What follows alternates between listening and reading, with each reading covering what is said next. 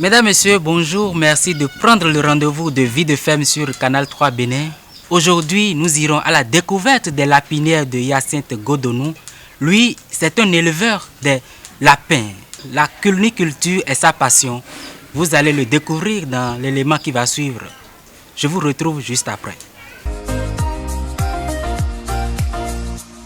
Ici, c'est Monsieur Godonou et le c'est Hyacinthe. Donc le matin, dès que l'éleveur se réveille, il va se laver, se doucher proprement et se désinfecter à ce niveau, désinfectant.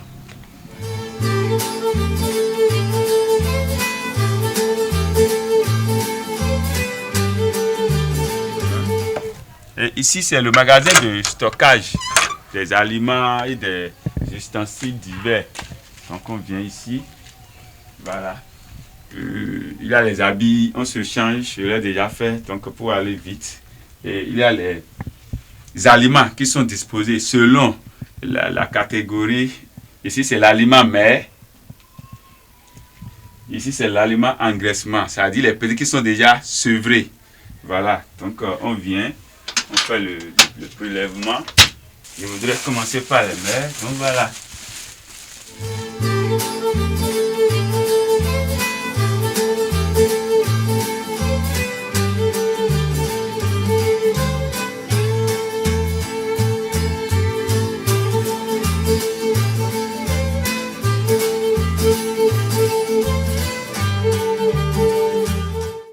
Voilà la lapinière.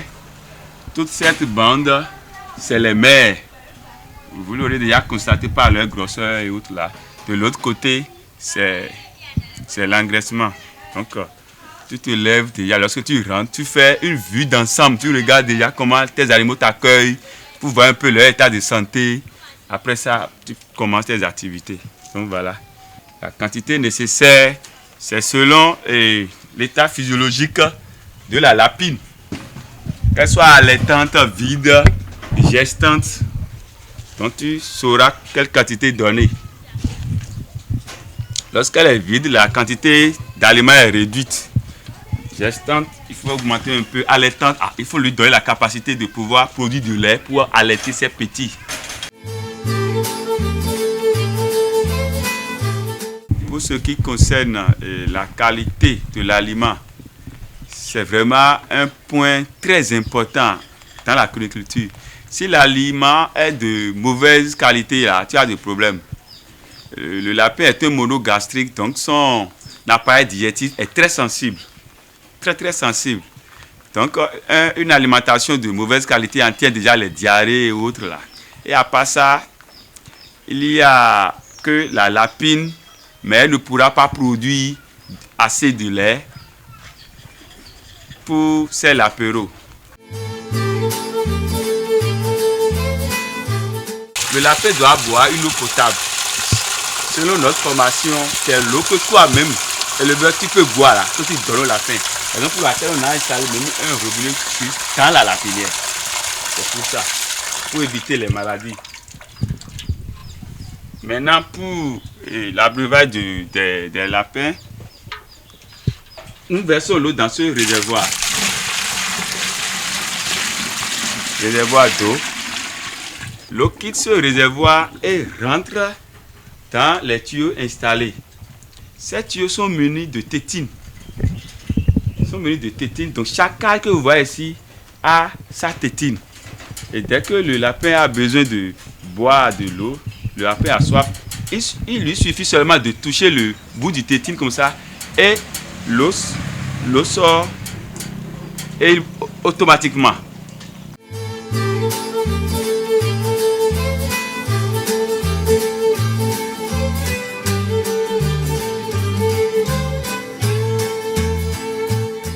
Au départ, pour la culture, c'est ce genre d'abreuvoir qu'on utilisait. Et il fallait laver ça chaque jour. Chaque jour, il faut laver, il faut verser l'eau. Mais la taille de l'élevage a commencé par augmenter. Et là, il faut penser à automatiser certains gestes. Ce qui nous a amené à installer les tétines. Bon, je l'installe moi-même, hein. Je n'appelle même pas un autre technicien. Je le fais moi-même.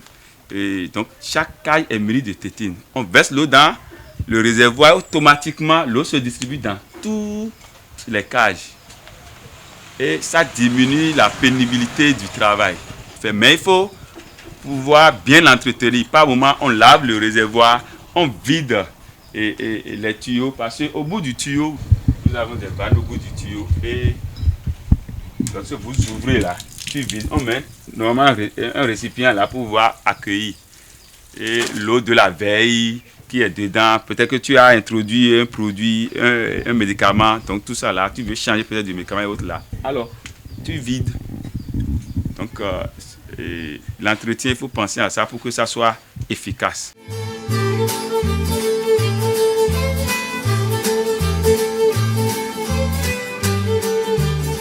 Dans le milieu naturel, dans la brousse, le lapin, pour faire ses petits, pour mettre bas, c'est-à-dire pour faire son bébé, creuse de trous et ramasse les pailles pour bien faire le nid dans le trou. Et c'est dans ce nid, à l'intérieur de ce trou, qu'il fait ses bébés. Maintenant, on l'a apprivoisé, on l'a mis maintenant dans les cages. Qu'est-ce qu'il faut faire? On a remplacé le trou par les boîtes à nid. Donc, c'est des caisses de ce genre qu'on fait.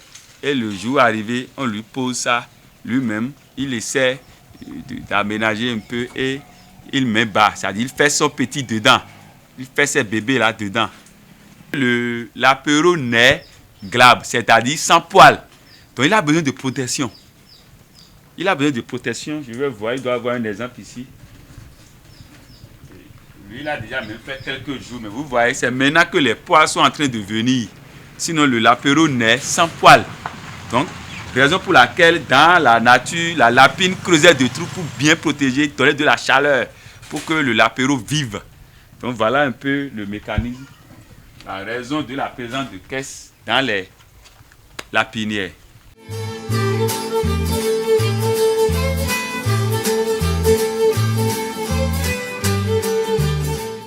La différence nette entre mâle et femelle adulte. Voilà. Pour la femelle, il n'y a pas de testicules, naturellement. Mais son sexe, voici la forme du sexe de la femelle. Voilà les deux testicules pour un mâle adulte, un de chaque côté. Maintenant, il y a le pénis, voilà, qui est comme ça, qui est pointu, qui sort. C'est pour un mâle adulte. Avec ça, il fait l'affaire avec la femelle. Donc pour un mâle adulte, c'est simple, c'est facile à reconnaître. Pour démarrer un élevage du genre, je crois d'abord il faut se former. Donc, après la formation, maintenant il faut penser à t'installer. Donc déjà la formation va te donner les outils nécessaires pour pouvoir déjà penser à l'habitat du lapin, à penser au choix des reproducteurs, à penser à tout ce qui est intrant pour pouvoir commencer. Je crois que c'est déjà ça pour pouvoir commencer. Il ne faut pas avoir de l'argent et se lancer dedans quand on veut commencer. Tu vas échouer. Le lapin aime excessivement la propreté. Son appareil digestif est très sensible. Quelque chose, une saleté qui entre déjà dans la bouche du lapin, il faut attendre à des casses. Donc l'aliment du lapin doit être propre, l'habitat du lapin doit être propre, les cages, l'eau doit être de bonne qualité. À part ça, le lapin aime le calme. Pour raison de sécurité sanitaire, n'importe qui n'entre pas dans la lapinière. La lapinière n'est pas un lieu de rendez-vous. La lapinière est réservée pour l'éleveur, pour le vétérinaire. Même l'acheteur du lapin n'a pas normalement droit à rentrer. Parce qu'il faut se désinfecter, il faut être dans des conditions requises pour rentrer dedans. Si un éleveur s'hasardait à accepter tout le monde et à transformer sa lapinière en un passoire, c'est comme ça les maladies vont aussi faire du défilé dans sa lapinière, il n'aura pas gain de cause. Celui qui entend que dans l'élevage il a de l'argent et c'est l'argent lui il veut, c'est seulement à cause de ça qu'il est rentré, il va encore ressortir. Il va ressortir en vitesse même. Puisqu'il faut aimer d'abord, sinon tu vas te décourager. Et il faut être patient. Il faut être patient. Je vais les présenter, ces maladies-là, brièvement, par groupe. Nous avons les maladies digestives. Les maladies digestives, elles sont les plus nombreuses et elles sont les plus fréquentes. Les coccidioses, les colibacillos, tout ça, là, elles sont les plus fréquentes. Nous avons les maladies respiratoires. Hein? Donc là, il faut maîtriser, il faut rendre sain l'environnement de ta lapinière. L'intérieur et aussi l'extérieur immédiat. Il ne doit pas avoir de saleté, d'odeur. Le lapin est très sensible à ça. À part ça, nous avons les maladies externes. La teigne, les gales et autres. Là, c'est toujours les saletés qui amènent ça. Il y a un taux de mortalité qui est acceptable dans chaque élevage. Tel que parmi nous les hommes, les gens meurent tous les jours. Mais lorsque ça dépasse la norme ou bien autre là, ou bien on ne comprend pas, là, c'est dans ce cas qu'il y a problème. Donc il y a la mortalité dans même les activités journalières d'un cuniculteur. Il y a le contrôle de la mortalité qu'on fait, et dans les nids, et dans les cages. Et s'il y en avait de morts, il faut les faire sortir, les enterrer ou les brûler. Il faut se poser la question, comment c'est arrivé? Si c'est une mort qu'on ne comprend pas, il y a problème. On doit pouvoir comprendre la mortalité de manière aisée. Raison pour laquelle tout ce que nous donnons comme produit, nous avons un cahier pour gérer ça, pour la gestion sanitaire. Nous avons une boîte à pharmacie. C'est là, là-bas, la pharmacie là-bas, là. Elle est là. Vous voyez? Donc, tout ce que nous donnons là, nous les écrivons. On note ça à l'appui. Sur combien de jours tu as donné ce produit-là pour prévenir ou bien pour guérir une maladie, tu dois pouvoir l'écrire. Lorsque les cas se présentent et ça te dépasse, par exemple, toi, éleveur, tu appelles le vétérinaire doit pouvoir lire et avoir l'historique de tout ce qui s'est passé jusqu'à ce jour pour avoir ces cas. Ça va lui permettre de faire un bon diagnostic et son action sera une action qui aura de bons résultats. Donc ces comportements sont difficiles pour certains éleveurs, ce qui fait qu'il y a beaucoup d'échecs.